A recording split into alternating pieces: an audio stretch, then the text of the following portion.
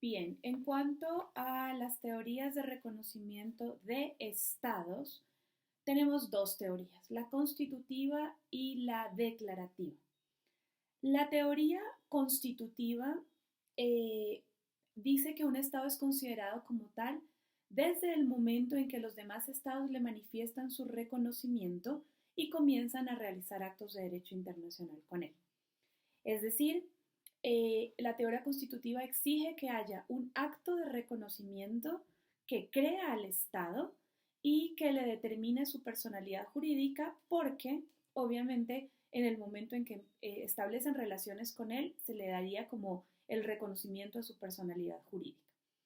Entonces, respecto a la teoría declarativa, en cambio, lo que significa o lo que pretende esta teoría es que el Estado es Estado en el momento en que reúne los elementos para ser considerado como tal. Es decir, en el momento en que una unidad eh, que tenga una autoridad, un gobierno, ¿no? En este caso, que tenga una autoridad y una organización, que esté asentada en un territorio, que tenga una población determinada, se considera que es plenamente capaz y que es Estado.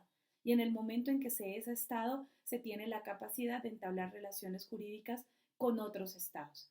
Es decir, no necesita el reconocimiento de los demás para que un Estado se considere Estado. Esta es la teoría declarativa. Ahora, hay que tener muy claro lo siguiente.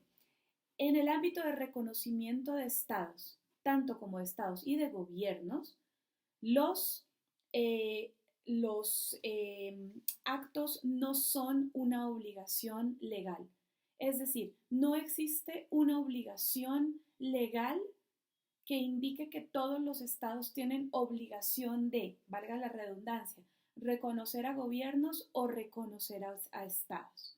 Es decir, o de no hacerlo.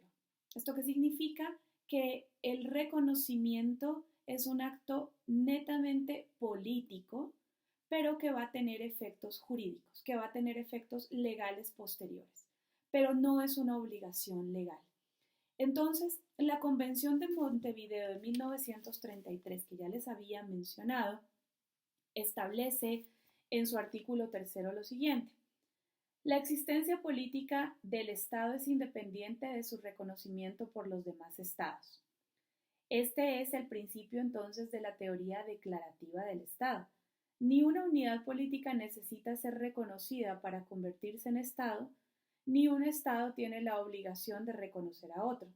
Al mismo tiempo, ni el reconocimiento es suficiente para crear un Estado, ni su ausencia lo suprime. ¿Esto qué significa? Que la tendencia internacional no se va por la vía de la teoría constitutiva, sino en cambio por la teoría declarativa. Es decir, cuando un Estado reúne las condiciones para hacerlo, reúne los requisitos para hacerlo, se considera que es Estado. Esto podría entonces, por ejemplo, responder por qué Palestina se considera un Estado, quizás para Estados Unidos o para Israel, por obvios intereses geopolíticos, inclusive derivados de las circunstancias y de las diferencias religiosas, entre otras cosas.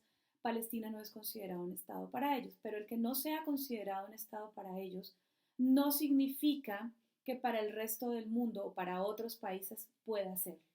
Es decir, si el Estado a sí mismo se considera Estado, entonces a la luz del derecho internacional el Estado existe.